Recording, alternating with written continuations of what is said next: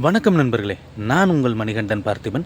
Cinema சம்மந்தமான வரலாறுகளை இப்போ நம்ம பார்த்துட்ருக்கோம். அந்த வகையில் இந்த பகுதியில் நம்ம பார்க்க போகிறது விஷயம் என்ன அப்படின்னா, ஆரம்பத்தில் தமிழில் தான் படங்கள் வந்தாலுமே கூட, அது பேசும் படங்களாக வந்தாலுமே கூட, அவங்க பண்ணக்கூடிய விஷயம் என்ன அப்படின்னா, ஃபுல் அண்ட் ஃபுல் சமஸ்கிருதமாக தான் இருக்கும். அதை என்ன அப்படின்னா, நாதா, சுவாமி, பிராணநாதா இந்த மாதிரியான டயலாக் அப்படிங்கிறது இருக்கும். ஆனால் முழுக்க முழுக்க தமிழ் வசனங்களை உச்சரித்து பேசப்பட்டு எடுக்கப்பட்ட படம் ஒன்று இருக்கிறது.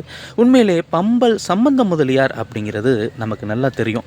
பம்பல் கே சம்பந்தம் அப்படிங்கிற பாணியில் கமல் சொன்ன மாதிரி அதை நம்ம ஞாபகம் வச்சுக்கலாம். அவர் யார் அப்படின்னா, தமிழக நாடக உலகின் தந்தை அப்படின்னு சொல்லப்படக்கூடிய ஒரு முக்கியமான நபர். அவர் கதை வசனத்தில் ஒரு படம் தமிழில் உருவானது 1932 வருடம். அந்த படம் அப்படிங்கிறது ரொம்பவும் வித்தியாசமான படமாக இருந்தது அப்படின்னு தான் சொல்லணும். காலவா அப்படிங்கிற ஒரு திரைப்படம். அந்த திரைப்படம் பாண்டவர்கள் ஒருவனான அர்ஜுனனின் வரலாறு, அது சம்பந்தமான அவரோட ஆக்டிவிட்டி சம்பந்தமான மாதிரியான ஒரு கதை அப்படிங்கிறது இருந்தது. பம்பாய் புராணம் அப்படிங்கிற ஒரு நாடகத்தை தழுவி எடுக்கப்பட்ட படம். நிச்சயமாக பம்பல் சம்பந்தம் முதலியார் எழுதிய கதை முழுக்க முழுக்க ஃபஸ்ட்டு எந்த ஒரு பாடலுமே இல்லை சமஸ்கிருதமுமே இல்லாமல் முழுக்க முழுக்க தமிழில் பேசி எடுக்கப்பட்ட திரைப்படமாக அந்த படம் அப்படிங்கிறது அமைந்தது. தமிழ் சினிமா ஆரம்பித்து 31 ஆரம்பித்து 32வது வருஷமே இந்த மாற்றம் அப்படிங்கிறது நிகழ்ந்தது. ரொம்பவும் மகிழ்ச்சியான விஷயமாக இருந்தது.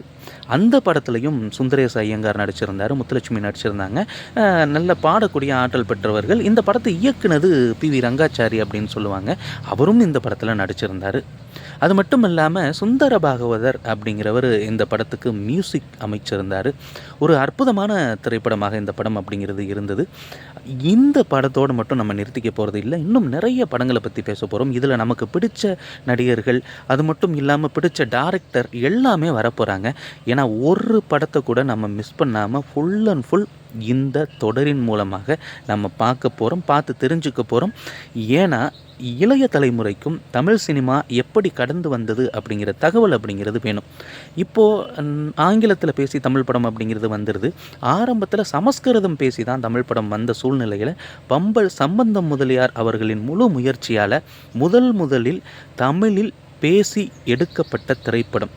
அதுக்கு முன்னாடி 2 படம் வந்திருக்கே அப்படின்னா அதில் பெரும்பாலும் பாடல்கள் தான் இருக்கும், இல்லை சமஸ்கிருதங்கள் தான் இருக்கும். தமிழில் பேசி எடுக்கப்பட்ட திரைப்படம் இந்த படம் தான். உள்ளபடியே இந்த படத்தை பற்றி பேசிய மகிழ்ச்சி அப்படிங்கிறது நமக்கு இருக்கிறது. அடுத்து ஒரு தொகுப்பில் வேறொரு படத்தை பற்றின தகவலோடு நான் உங்களை சந்திக்கிறேன். அது வரைக்கும் நன்றி, வணக்கம். நம்ம சேனலை சப்ஸ்கிரைப் பண்ணுங்கள்.